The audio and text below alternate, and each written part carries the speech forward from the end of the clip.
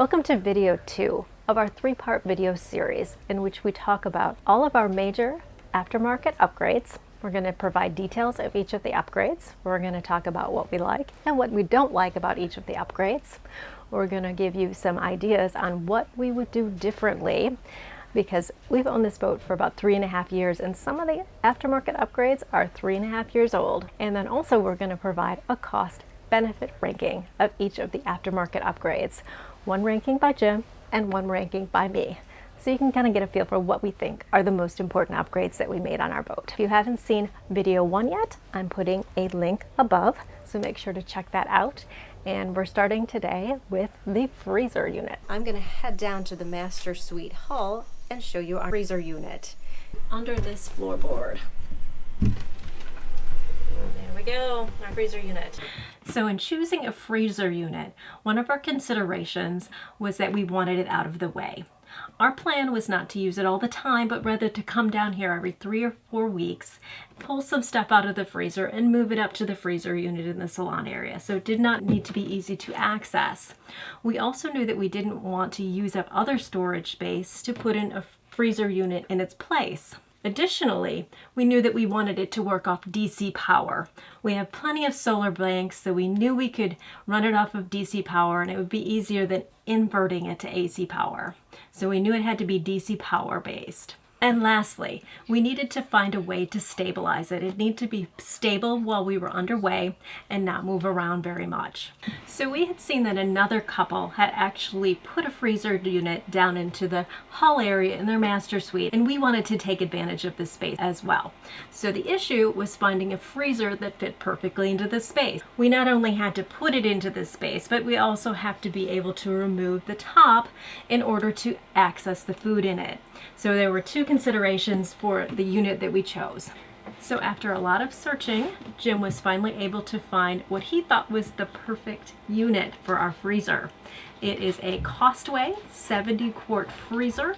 It is a portable car unit. It runs off of 12 volts, so it fits all of our needs perfectly. And the best thing is that all you do is you take off the lid, set it aside, you can get what you want, and move it up to the salon area. Super easy. So once we got the freezer unit, we've had to find a way to stabilize that freezer unit down in the halls. And what Jim found online were these cargo bars. They've got a nice surface here as well as here, and they extend really super easily. And Jim has found numerous places to use these cargo bars. So if you don't already have some, make sure you get some. So as you can see, we've used one of these cargo units on the starboard side to hold the freezer unit in place. And we have used 2 on the port side to hold this freezer unit in place. And you'll also see that these are stabilizing not only the freezer unit, but we also were able to add 2 additional storage containers in this area. This freezer unit has a female cigarette plug outlet, and Jim was able to wire directly that outlet into our DC power banks. So in order to determine the temperature that this new freezer unit was running at, Jim put in a sensor that's a wireless sensor with 2 units, one to the freezer unit downstairs and one that we keep in the refrigerator unit upstairs, and it tells us what the temperatures are. I'll show you the unit here. So how much can we fit in that new freezer?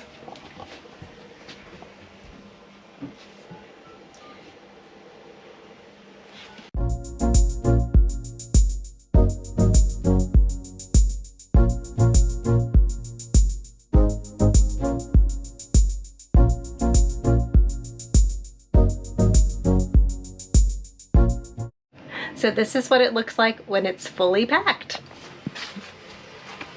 I could potentially see our freezer being a problem for some people from the standpoint that our freezer in our hull is our long-term freezer storage. So what that means is we hardly ever go into that freezer. We have everything split up so that our freezer here in the salon area has all the different types of food items that we'll need at any time. And we'll move through all of the items in the freezer here in the salon area, and then we'll find that half of the space is opened up and we've eaten all that freezer items and we're missing something finally. And then we go down to the hull freezer and we open it up and bring up a whole bunch of things and refill our main freezer. If you need an extra freezer where you're going to be going in and out of both freezers all the time, the freezer that we have down in the hull, you can still get down to it, and if you don't mind getting on your knees a lot, it'll be fine. But it's kind of a hassle to get down there and get stuff out of it. Plus, it's a top-loading freezer, so if there's something down on the bottom you forgot, you're going to have to be pulling everything out to get to it. So if you want long-term freezer, again, our solution is spot on. If you need a go-to freezer on a daily or every other day basis, that hull freezer is going to be more questionably right for you. Both Jim and I ranked our hull freezer very high. We found it to be very useful for travel in the Bahamas, where frozen foods are hard to find, and we really appreciated that it did not take up any space in our salon.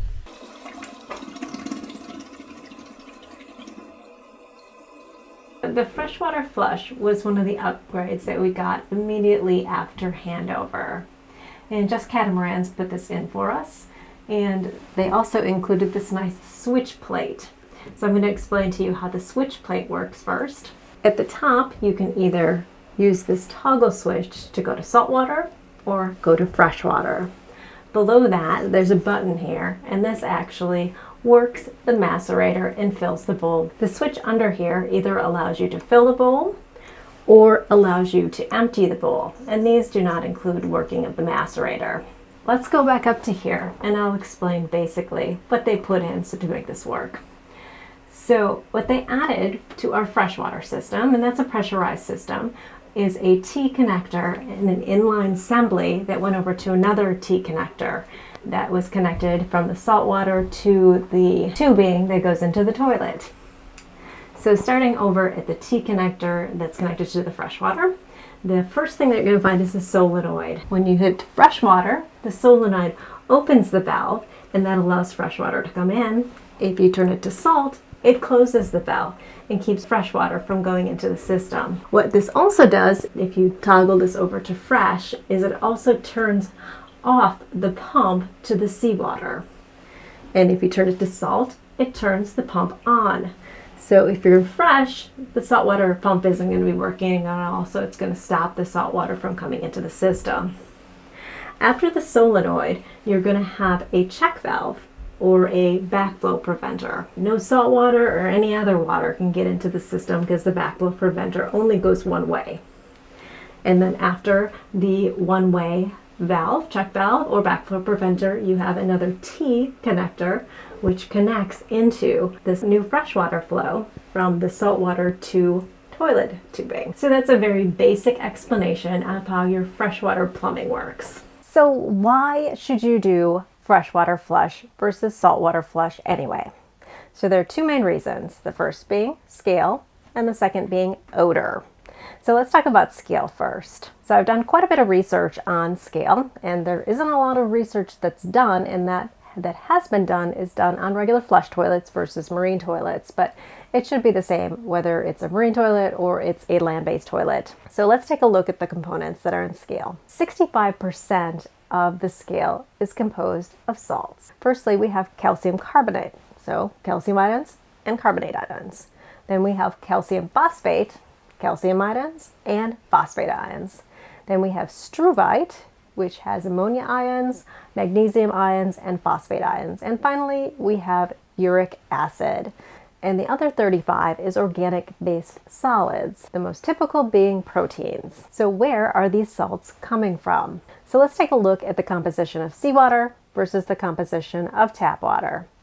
And the first thing we'll notice is that seawater has a whole lot more salts in it than tap water does. And we'll notice with the tap water that you've got some components that have been added, such as phosphate. Interestingly, phosphate is added to your residential tap water in order to decrease the amount of pitting that goes on with lead and copper-based pipes. Also added to tap water is chlorine, of course, and that is used to decrease the amount of bacteria and viruses that are present in your water. All right, so back to the concentration comparison. So you'll see magnesium in the seawater is about 1200 versus in residential tap water, which is only about 20. So there's a huge difference. Then calcium, we'll see 400 versus 49.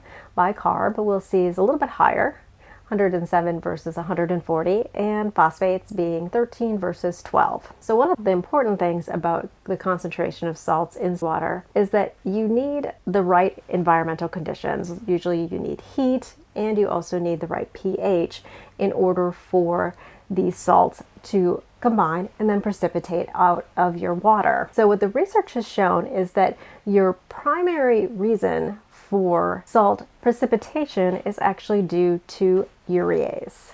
So first, before we talk about urease, let's go into the components of urine. Urine is 95% water, so mainly water, but it also has urea at 2% and uric acid at 0.03%. So not very much, but it does have uric acid, and that uric acid scale is obviously coming from urine. And you'll note that urine also has 3,000 additional components in lesser amounts. So urea can decompose into ammonia and bicarbonate under the right conditions, but normally you don't have the right pH and the right temperature for that reaction to occur. But what you do have in especially seawater is urease. So let's talk about urease. Urease can come from bacteria, it can come from fungi, it can come from plant life, it can also come from fecal matter. So your pipes are going to have quite a bit of bacteria positive urease in them. So that's going to be present. So urease is a bi-nickel metalloenzyme, and it is used to catalyze urea hydrolysis. As shown in this reaction here, urea, when water is present, is catalyzed by urease, and it forms ammonia, bicarbonate, as well as hydroxide. And you'll see more bicarbonate is being formed.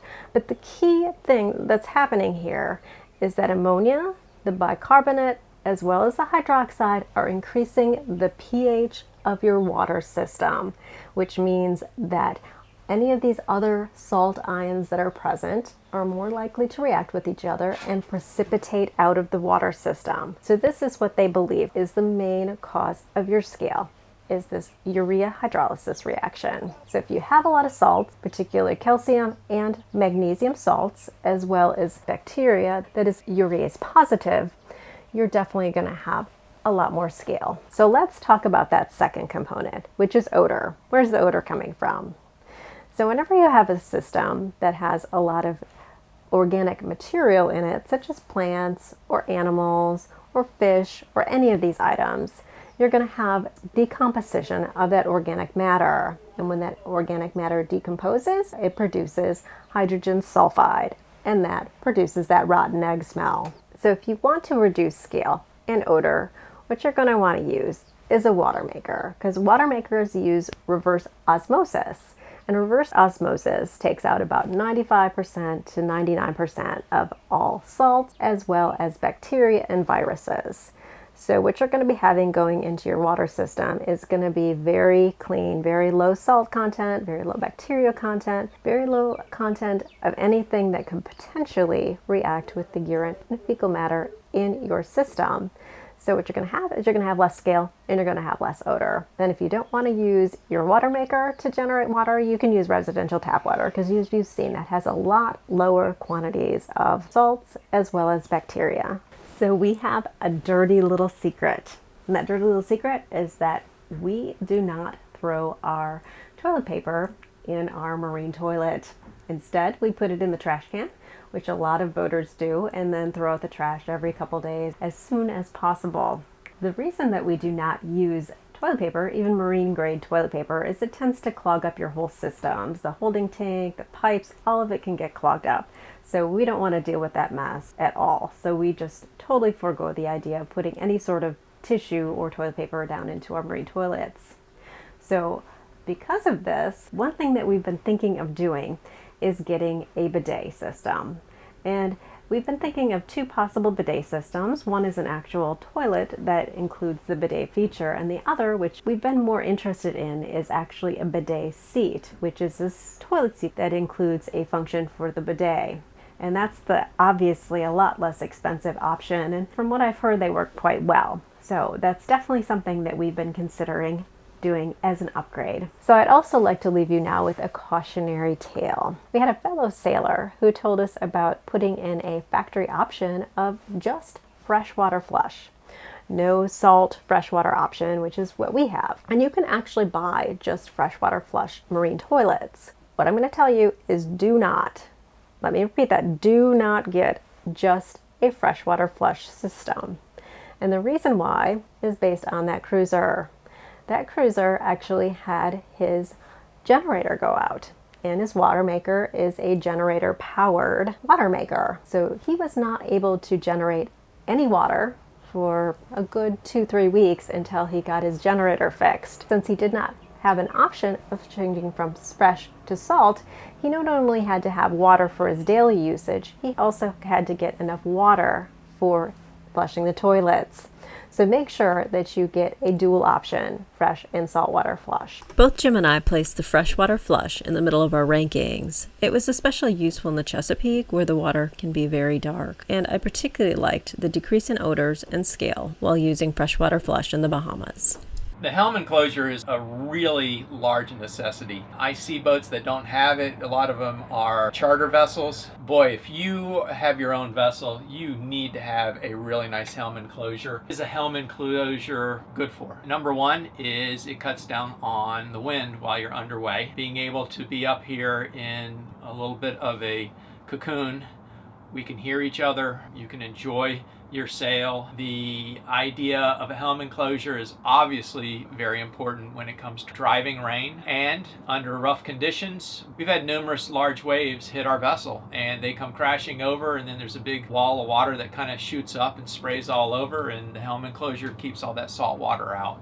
So it keeps rain out, it keeps the wind out, it keeps salt water out. One of the aspects anybody who puts a Helm enclosure on needs to consider is the exit and entrance into the helm area from the starboard side of the vessel. You can see that we have a zipper right here that we can move up, and now that it's open I can get in and out of the Helm enclosure and drop the zipper pretty easily. A lot of people I've seen keep this area closed off. I don't particularly like that because even with the zippers, it's just not easy to get in and out of the helm. And I go around the boat to check all the lines, look for chafe, look for any other actions that may be a concern while we're under sail. And I want to be able to get in and out of here. Some people will go all the way down and then come back around and back up, and that's fine if that works for you. For us, we usually leave the bottom off and just have this zipper that we can get into. And frankly, even when the zipper's like this, if I'm in a hurry, it's not that difficult. Just make sure that your exit and entry into your helm area is easy for you. So the helm enclosure contains strata-glass on all 4 sides, and 3 of the 4 sides have these U-zips. The front, the port side, as well as the back have U-zips. And the U-zips open, they're pretty wide, and they open up, you just roll it up, and then you use snaps and a plastic closure, and then you can hold it into place. So the fourth side, the zipper side, has strata-glass as well, and instead of a U-zip, this just opens by way of a regular zipper, and you could just climb in and out. Also on this side is a panel that you can put up. We don't use this actually because we like to be able to get in and out of this area easily, especially if we really need to get in and out quickly. But it attaches to the zipper, and there's also a channel here that it attaches into, and then there are snaps at the bottom that hold it into place. And as I said, it looks like this, but we just don't use it very often. And lastly are the sunshades. And these, I'll show you one here, is attached up here by a plastic tab and a snap. And you just unsnap the 2 snaps and it rolls down. And these are on the starboard side, port side, as well as the back side. None in the front. You don't need one there. One of the problems that I see with these, I like it because it blocks out the sun really well, but one of the problems is that you can't see through it. So when you're sailing and you want to see if there's a boat on your port side or starboard side and you have these sunshades down, you're going to have to lift it up and look out of it. So what would we do differently when it comes to our helm enclosure? There are 2 things that I would consider doing differently. One of the things is with the U-zips. The U-zips are white, the material around the zipper is white, as well as the zipper itself. And one of the problems with it being white is that if you get dirt or debris, and the dirt will settle into the actual fabric next to the zipper. And that is really hard to get out. And it shows a little bit if it's white, so I have to take a toothbrush and some soap and water and actually scrub in that U-zip area to try to clean it out, which is really a hassle. So if it was a little bit darker of a color, like maybe a gray, or I've seen black. Black is almost too dark. I think maybe a gray might work. It would not show the dirt as much, so you wouldn't have to be cleaning it out quite as often. Another thing I would like to change, and I've shown you these sunshades, is I did complain about these sunshades that you can't see through them, and when you are looking for boats and you have them down, you have to lift them up. I would possibly go with a wider mesh, kind of like what we have down with the cockpit sunshades, and maybe a darker color like a gray or a black, something that you could see out of easily so you didn't have to lift it up when you're sailing along, because it is a little bit questionably safe if you're always having to lift up and you can't always see what's out of these sunshades. Both Jim and I ranked the Helm enclosure very high. It's imperative to have a good quality Helm enclosure while sailing, where you are open to the elements, rain, wind, and waves. This is not an item that you want to save money on. Make sure that you get the best quality Helm enclosure that you can. We have a solar array. That solar array consists of 4 panels. Those panels are on our aft on a big scaffolding that was put in by just Catamaran. The 4 photovoltaic panels are rated at 350 watts per panel, or a total of 1400 watts when all conditions are perfect and there is a huge amount of sun out. Ultimately, they don't work that efficiently, but our 4 panels for how we use our power and how big our batteries are is pretty much perfectly matched for the rest of our power systems within our Catamaran. Some of the things we like about the actual array itself is that the scaffolding has 2 large poles that attach to our transoms. They are jokingly referred to as the stripper poles. They're very handy at stabilizing ourselves while we're on the transoms. We can get in and out of our dinghies. They make the solar panel array extremely sturdy. Otherwise, the 4 panels off the back of our boat can literally act like a plane wing and start to shudder or yank on the boat. And with these poles, there's been no movement at all for the 3 years that we've had them. So when we're talking about solar panels, the most important thing for the efficiency of the solar panels is there cannot be shade that falls on any part of the panel. You can literally put 10 or 15% shading on a panel and the entire panel watt production will fall close to 0. The reason is because each one of those photovoltaic cells, which there are dozens on a panel, are all in series. And when shadow falls on a few of those, it cuts the ability for the current to pass through those cells, and as a result, it drops the power production of the entire panel. So the first thing that needs to be done is we all need to know how to move our booms over to the non-sunny side of the boat so that the boom is not shutting down 20 to 50% of our production because there's a shadow on solar panels. Secondly, you'll hear that solar panels are either wired up in series or in parallel. Series means that the power of one goes into the next one that runs through, grabs that power, runs into the next panel. So it goes A, B, C, D, and then all that power comes in one line into the MPPT controller box. Alternatively, the panels can be wired in parallel, which frankly what that is each panel goes all the way back with its own 2 wires back to an MPPT, and the MPPT manages each one of those solar panels separately. We actually have a combination of both series and parallel. What we have are 2 of our 4 panels in series, and then those wires go back to the MPPT controller, and then the other 2 panels are wired in series and they go back to the controller.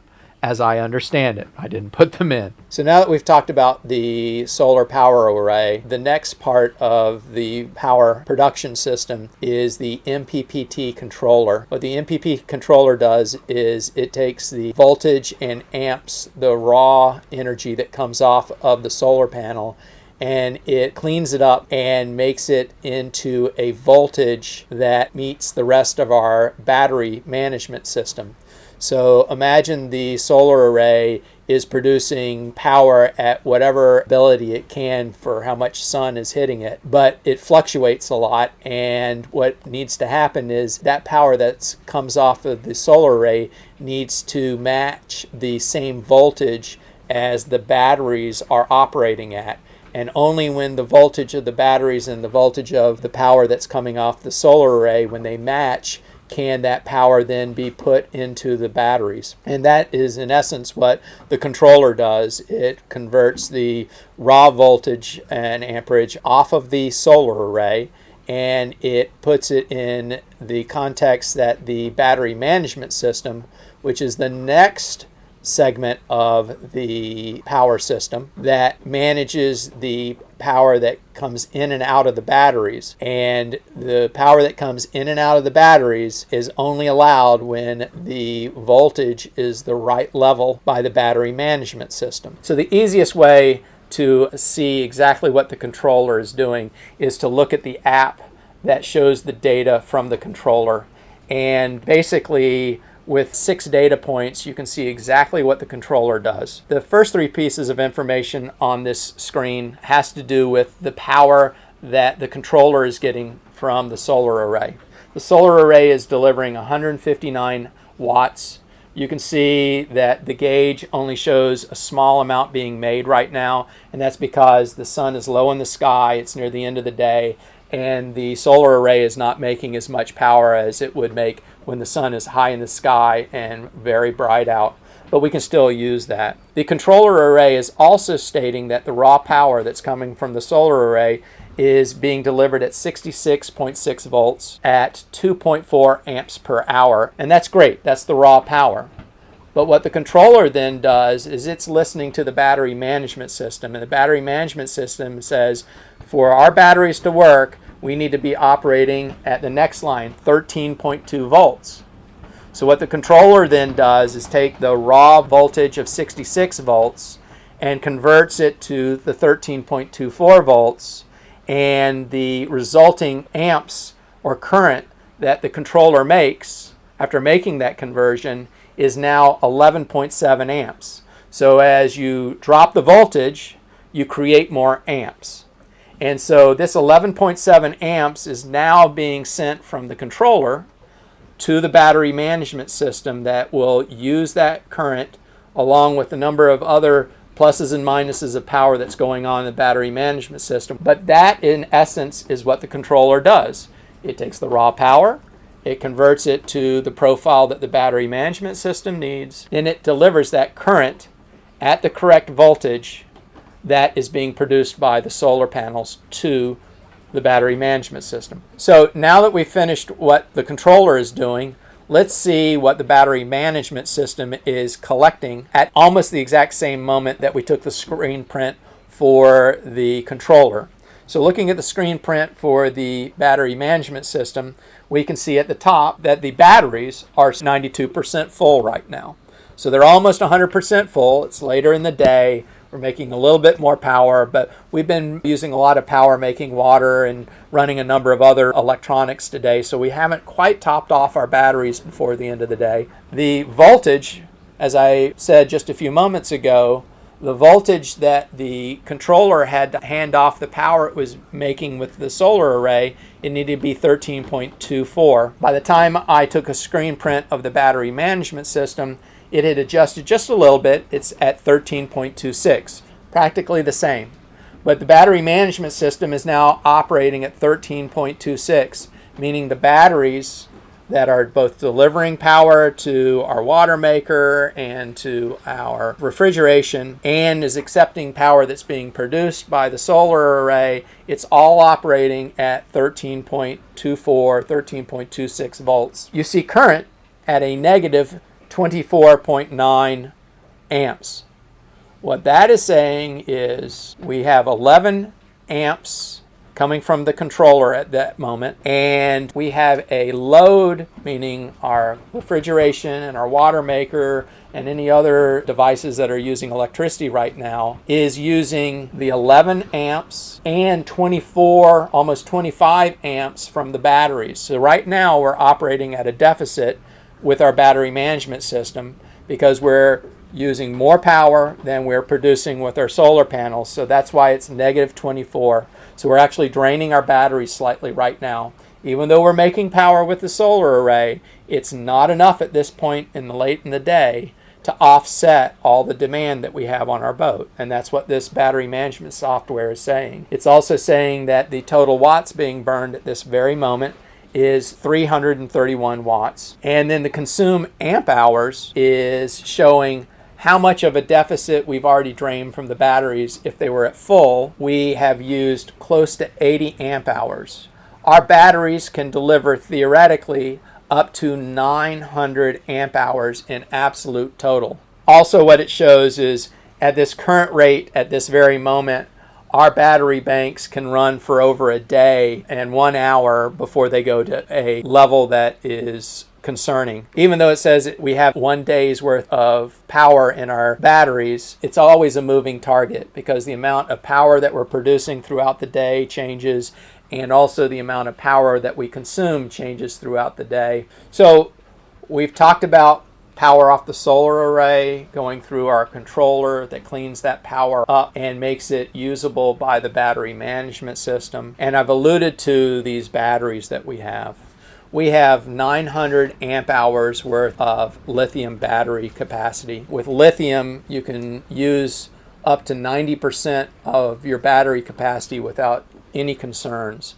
So of our 900 amps of batteries, we can use up to 810 amps of it before they are empty.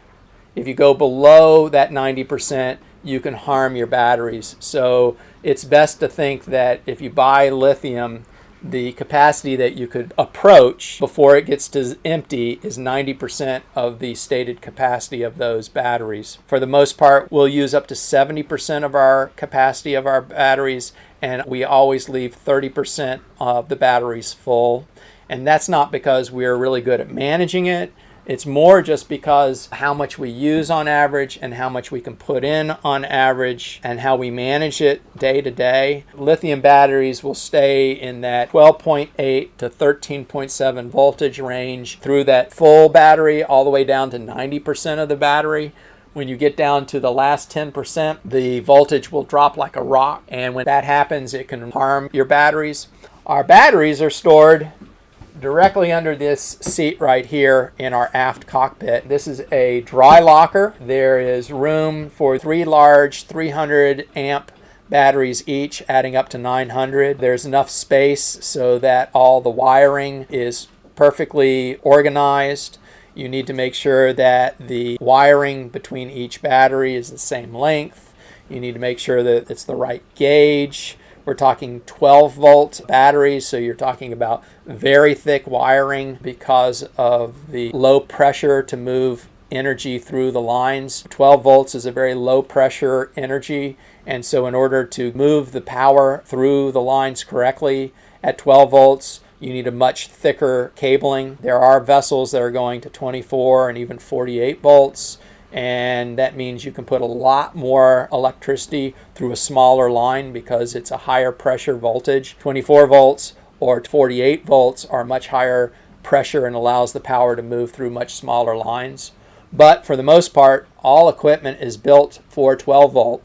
And so your refrigeration, your water makers, even your phones that take power, it's operating at a 12 volt level. And so therefore, we have batteries that operate at 12 volt also. Would we want more batteries? Number one is the way we have ours set up. It's set up for 3 batteries right here under this seat, and that's the maximum we can have. There are boats that put on more, and it can be nice to have more batteries. To do that, it means putting another 2 or 3 of these 300 amp batteries in the seat right behind me where our SETI is, there are trade-offs into having more batteries. So right now we're kind of at our limit for how we have our batteries set up.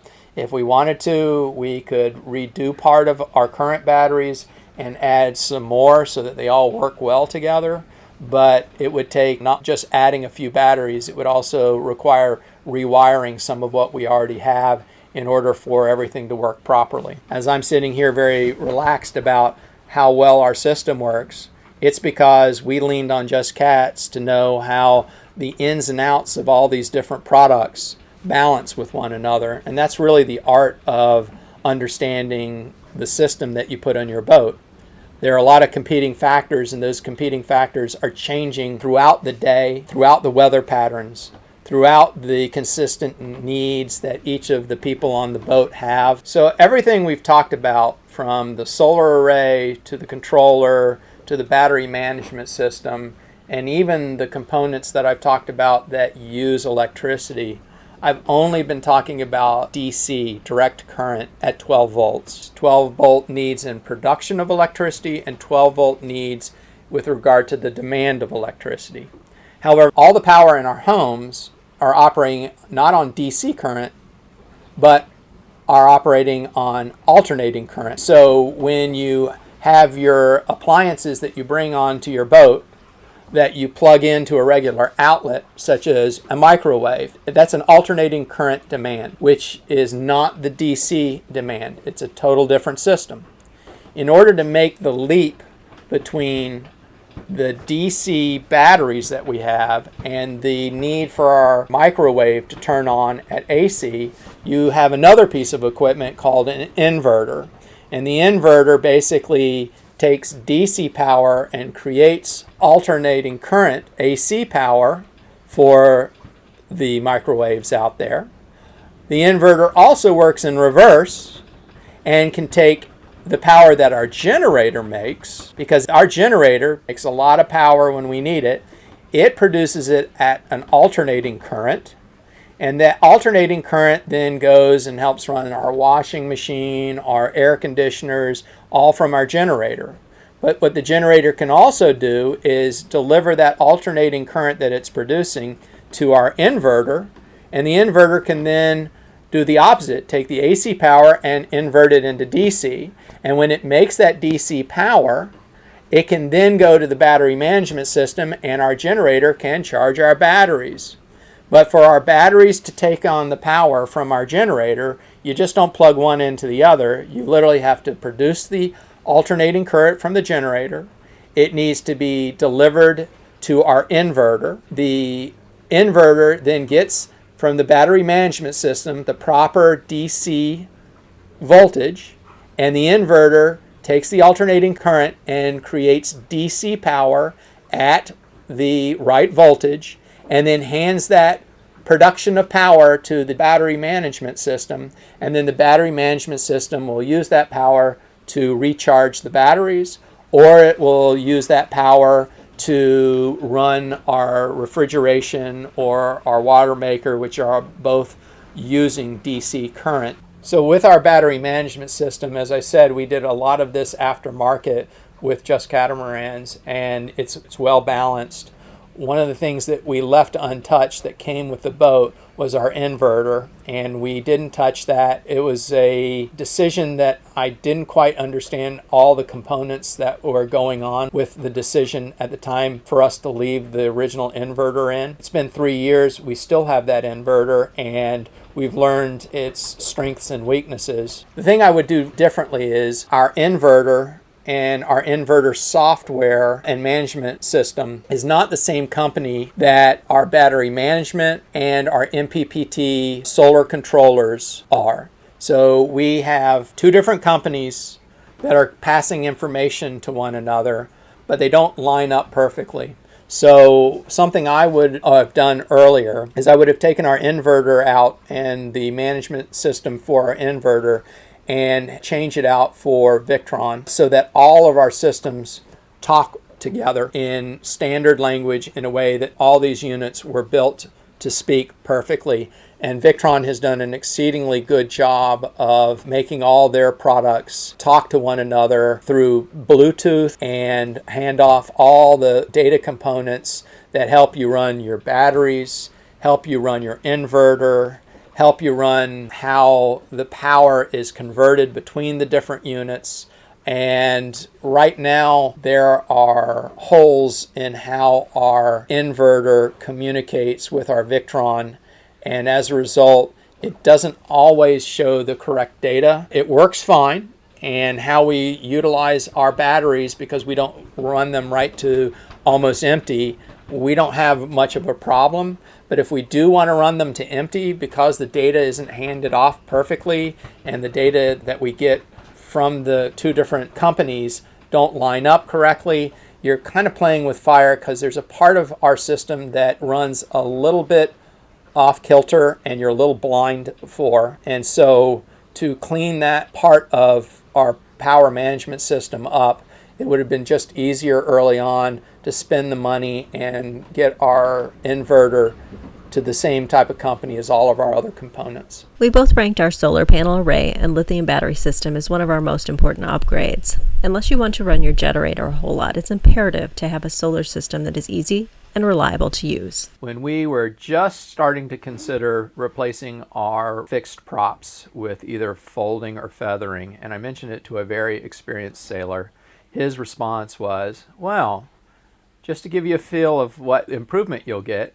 take two big 10-gallon buckets, tie a rope on them, and throw them behind your boat with them cleated off. And that's the type of drag that basically your fixed props are dragging all the time on your boat. And consider whether or not you would like to get rid of all that drag and how much it can improve. Since low drag propellers claim an average gain of 0.5 to 1.5 knots of boat speed, we knew we wanted to switch our propellers. Low drag propellers claim several additional advantages when used under sail. Firstly, they claim good, if not better, forward thrust compared to fixed propellers. Secondly, they claim to be able to aim higher into the wind due to water flow to the rudder. Thirdly, they claim that due to the increased sailing speed under low wind conditions, this makes it easier to tack under low to medium winds. Fourthly, they claim that they reduce propeller resistance under sail by up to 90% compared to fixed propellers. Fifthly, they claim that there is reduced propeller noise under sail. And lastly, they claim reduced wear on bearings. With low drag props, you have two options: folding props or feathering props. So what's the difference between these two types of props? The blades of folding props are hinged so that the force of the water folds them shut while you're sailing. Then, when you put your engine in gear, centrifugal force and the hydrodynamic shape of the blades forces them to flare out. With feathering props, the blades are always extended. When sailing, the blades are kept on center line, where their flat shape creates minimal resistance. When you put your engine in gear, another set of gears inside the hub rotates the blades to a predetermined pitch, allowing them to provide thrust. After reading the reviews for both systems that we were considering, we came to the conclusion that either one would work just fine for us. So we went with the folding prop. The folding props have fewer working parts, so they're less likely to require maintenance, and they're significantly cheaper. Also, folding props are less likely to catch on ropes, seaweed, and debris than feathering props are. We decided to go with Flexifold folding props. We were aware that Flexifold folding props tended to show a slight hesitation in thrust at low RPMs, so after our boat went back into the water, we decided to test this out. Although the slight hesitation was a little difficult at first, we found that accommodating for this became second nature. What would we do different with regard to the props? We would have bought the props one season earlier so that we could have enjoyed them for our long sails up and down the East Coast initially. And the reason why I would have wanted them a season early is that we were doing a lot of long distance sailing. And when you put foldable props on, you can expect an increase in your sail speed compared to fixed props of about 10 to maybe 15%. And when you're going on sails that are 2 to 4 days, that 10% is important. One of the things that we learned when we picked up our Flexifold foldable props is they came with anodes, the cone shapes that go on almost all props. When I put them on, I noticed that they felt a little bit different than the collar anodes that we have on our sail drive. And so I did some research real quick and found out that we had zinc anodes for our sail drives and aluminum anodes for our props. Make sure that the anodes that you have on your boat are all matching. If you do an upgrade, as we did, it did not end up where our collar anodes were made with the same material as our cone anode for our prop. When I realized that there seemed to be a metal difference, I called boatzinks.com, and the people there were extremely helpful and patient, asked me a number of questions, realized the sailing profile that we would be taking our boat, meaning are you almost all in salt water? Are you going to be mainly in fresh or brackish water? Those make a difference. And they immediately said that we needed to go all aluminum and to replace the zincs that we had originally had with our sail drives. We have since gone all aluminum. They are pitting as you would expect, not in a too fast a way, and it's worked out really, really well. We had 2 different metal anodes for a few months. Not that that was that big of a difference. So the more you have different metals on your boat exposed to salt water, the more you will entice galvanic reactions. And galvanic reactions is just basically your metals will be dissolving into salts into the salt water, and you use sacrificial anodes to make those disappear so that your sail drive and your props and any other metals that are touching the ocean water do not melt away. Both Jim and I ranked our folding props in the middle of our rankings. Now that we're doing multi-day passages, the 10 to 15% increase in boat speed really makes the folding props worthwhile.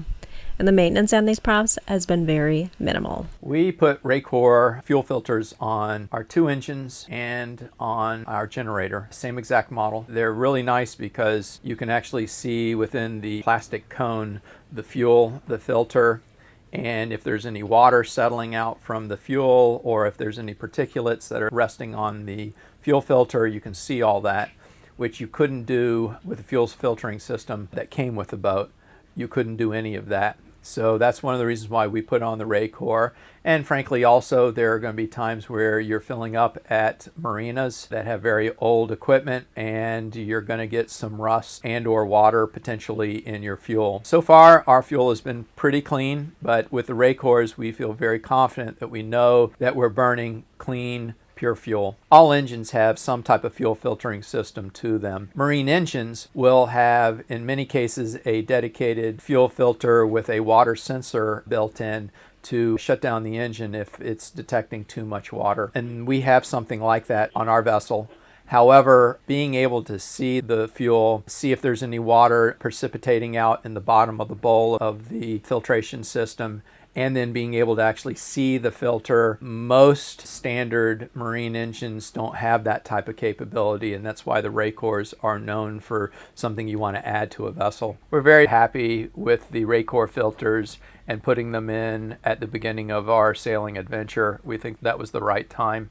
Other improvements that we did to the engine compartment, there's one that I wish I'd done a little earlier, and that's putting in the Allied fire suppression balls. These balls are made up of a dry fire retardant suppression chemical, and when there's a fire around them, they will, with a very limited explosion, basically spread the powder throughout the room and quickly douse, say, a diesel fire or oil fires, such as the one that we would have in our engine compartment. That is something that I wish we had put in. I kind of held off on it because I thought it was somewhat new technology, but I saw so many other vessels putting them into their engine compartments, and no one I could find saying that they exploded prematurely or anything like that, that I felt really comfortable after a year or two of seeing them. And they're not that expensive for the amount of money, and knowing that if a fire kicked off in your engine room, I don't know about anybody else, but there's a good chance that that fire could be going for quite a few minutes before I would turn around and notice. I am glad that we have those suppression units around our engines. We're glad we bought the additional fuel filters, but they rank toward the lower end of both of our lists. We could have done without them, but they were inexpensive and were worth purchasing for the peace of mind they provide. So I hope you enjoyed part 2 of our 3-part video series on our aftermarket upgrades. As you'll notice, in this part, we only showed 6 upgrades. So in part 3, we're going to show 8 upgrades to make up for that lost upgrade. So if you're enjoying this series, make sure that you hit the subscribe and the notification bell so that we can let you know when part 3 of our aftermarket upgrades comes out.